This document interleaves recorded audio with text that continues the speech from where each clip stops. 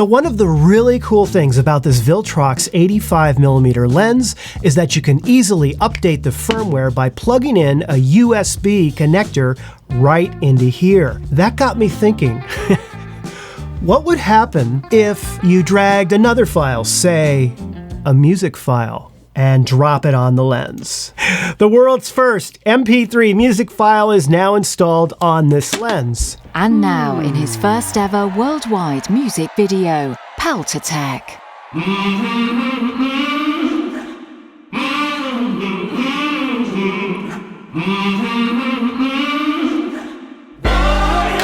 was made for this. You know that I was made for this. I was made for this. You know that I was made for this. Oh yeah.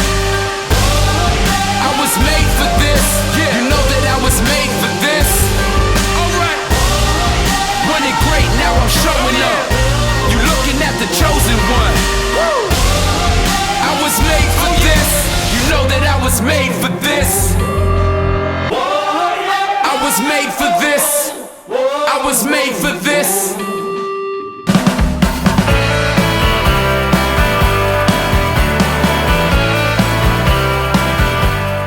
Hi everyone and welcome to Paltatech. Viltrox is a Chinese company that started manufacturing camera accessories in 2007. Viltrox was kind enough to send out to us their 85mm f1.8 telephoto portrait lens to test out and review. But just like always, this review is completely unbiased. I'm not being paid by Viltrox to do this review. One thing to keep in mind with any review that you see online or elsewhere is that with third-party lenses such as this one, they are reverse engineered. Okay, so the version of the firmware that you have installed for the lens makes a huge difference in the features and the performance of the lens. So just to be clear, for this review today, I am using the most current firmware available from Viltrox, and that's firmware version 1.0.3.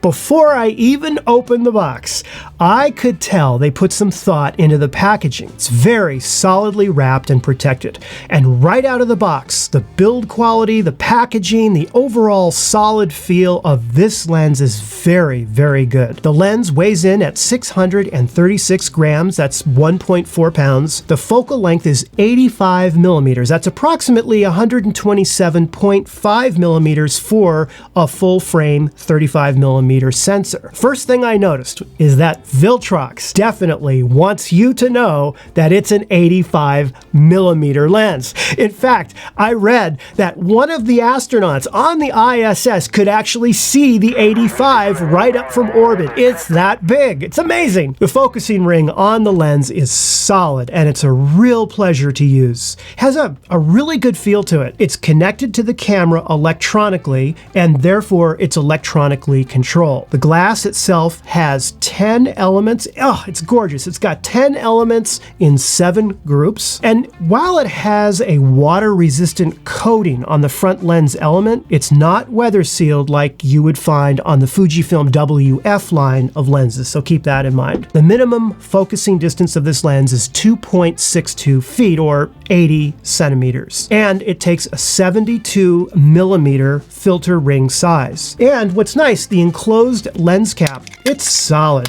Goes right on there, really. There are 9 aperture blades on this lens and it provides f1.8 to f16. Now there's no aperture ring. The lens utilizes the camera's electronic aperture control. And this is very important to keep in mind when you have the lens on the camera, for example, you need to be sure that your front command dial is set so that it is controlling the aperture. And what you do, hold it down, press and hold down the front command dial, and you will see this menu appear here. Go into 1 right there and make sure that it's on aperture.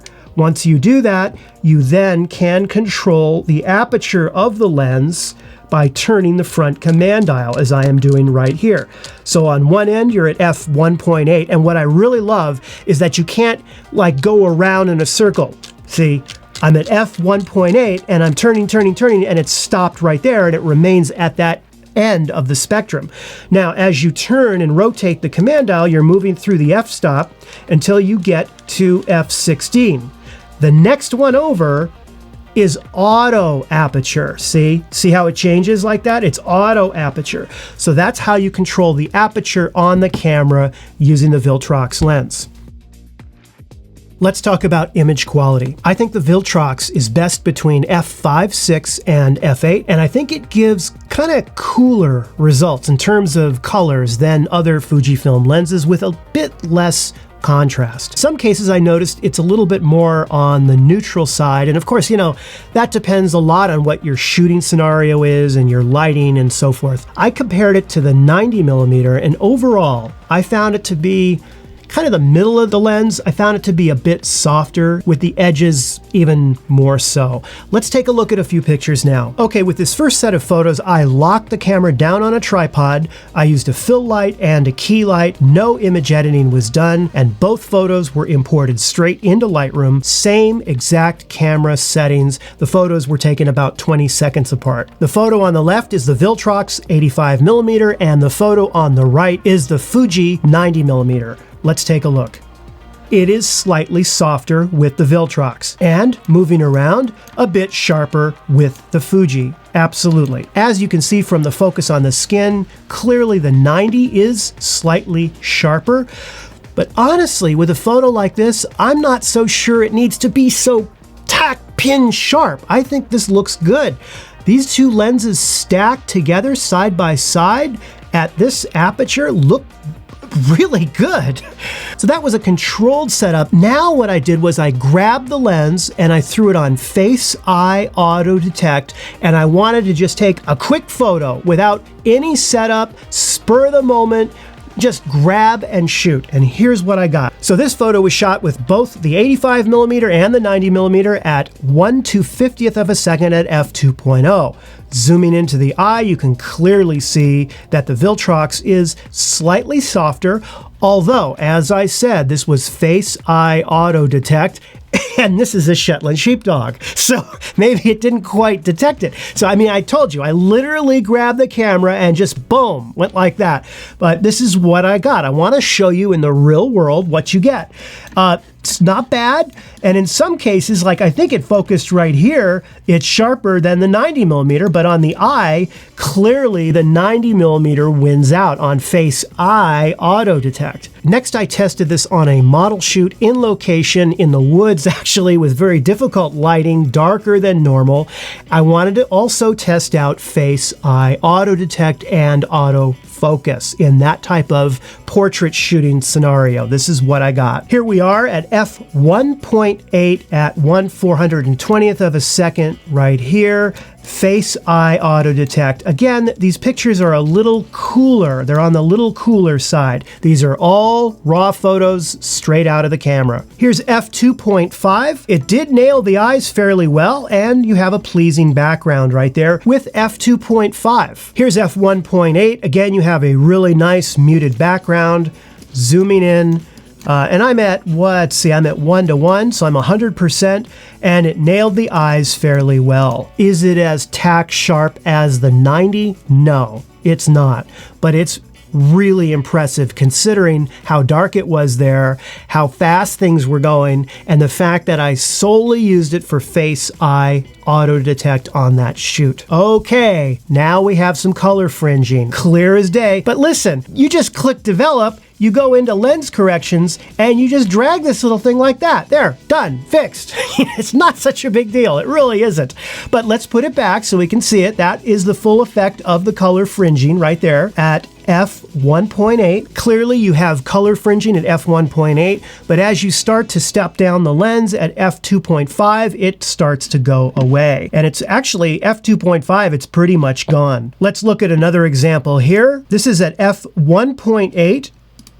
And now we're at f2.2, completely gone at f3.2. Again, this can be fixed in Lightroom. I don't think it's a big deal. I thought that the bokeh in this lens, the background isolation, is beautiful. I love it. Have a look at this.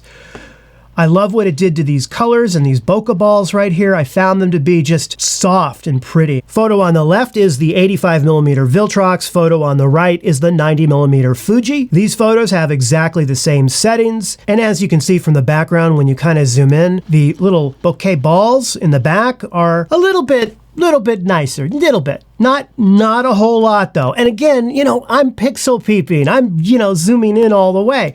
If you step back out and have a look at it, you'll see that they're really close. I mean, there's not much of a difference. Of course, zooming into the face right here, and you can see that the 90 is just a little bit sharper. No question about it. But again, when you pull back out, you have yourself pretty similar backgrounds with both of these lenses. Next up is action autofocus testing on APS-C and APS-S. And what I found was that compared to the 90mm, APS-C was just okay. It wasn't incredible. It wasn't horrible either. It was just okay. I felt that the 90mm is obviously much faster. I took a series of shots of two subjects running toward me with both the 85mm Viltrox and the 90mm Fuji. This is what I got. This is first with the 85. It got a few of them, but not a lot. This is a hard shot to get. And now here's with the 90mm, it got a few more. So you get, I don't know, maybe I got like in the series of 10 shots, I got maybe 5 keepers or 4 keepers with the Viltrox and maybe 7 keepers with the 90. But the 90 did perform better as I expected it to. This lens has face-eye auto detect with video. Let's check it out. Checking. Does it focus? Checking back. And forward. And back. I need to look at this in post to really give an analysis of it. But there we go. Hi, I'm Mr. 90mm. How are we looking here? Okay, moving forward. Boom. And back. And forward. And back. This is the Fujifilm 90mm lens performing face-eye auto detect on video settings at 24 frames per second. I did notice a bit, not much, but a bit of flickering in the video. But here's the thing, if you lock down your shutter speed and don't set it to automatic, but have it locked down, which frankly you should be doing anyway when you're shooting video, that seemed to solve the problem. Now, basically, if you're shooting video, quick lesson, if you're shooting video, what you need to do is set your shutter speed to be double your frame rate. So if you're shooting 30 frames a second, your shutter speed should be 1/60. If you're shooting 24 frames a second, your shutter speed should be 1/48, and so forth. There is color fringing, and it is a bit more prone to lens flaring than the 90mm. Also, you'll probably want to address the cooler colors that it will produce in post. And again, these are easily fixable in Lightroom, but something that you should be aware of. The other thing about this lens is it's a full frame lens, okay, for an APS-C camera, but it's a full frame lens. So you're carting around more glass than if it had been a dedicated APS-C only lens. Now, personally, that didn't bother me, but I would see it being maybe an issue for portability and travel. I mean, it's a fairly heavy lens. What would happen if Fuji released a future firmware update that would break the communication of this lens to the camera? I think that's extremely unlikely. I think that Viltrox, if there was a problem, would be on point to release a firmware update. They've been very good about their firmware updates, but I felt that it needed to be mentioned. It is a reverse engineered lens. Number 4, autofocus is overall good. Bit of a lag, especially in low light, I noticed. And I would not use this lens for any indoor sports, but that's not what this lens is for anyway, right? Think about it. It's a telephoto portrait lens. So, to sum up, the 90mm Fuji lens is $850. The Viltrox is less than half the price at about $400. Do I think that the 90mm is twice as good as the Viltrox 85mm. No, I don't. The 90mm, it's better for sure in all categories, but it's not twice as good. If you're a serious professional photographer that wants to invest every single penny you have into the highest quality glass, the lightest weight, the sharpest and fastest autofocus performance, etc., then the 90mm will still be your best choice. However, if you're looking to pick up a third-party lens option for telephoto portraits that can really tick all the boxes, such as very good autofocus, great background, and solid, well-designed construction, I strongly recommend this Viltrox lens. I think it's great, and it's among the best value I've seen in a third-party lens for Fuji. The Fujinon 90mm, it's sort of like the Terminator model T1000. It's right, it's faster, it's sleeker, it's sharper, it's lighter. The Viltrox is sort of like the T800. It's a bit slower, little bit less sharp, but absolutely will get the job done. And for the price, this is a clear winner. Thank you so much for watching, and I will see you in another video. So long. Okay, that's enough of that. Back to you in the studio. I mean, back to me in the studio. Where are you going? Hey, look, I'm shooting. This is a live set here. Okay, all right. What kind of lens is this, do you know? Canon? Oh. Canon, you say? No, that's a Fujifilm. Canon, what is the matter with you? Have I not taught you well?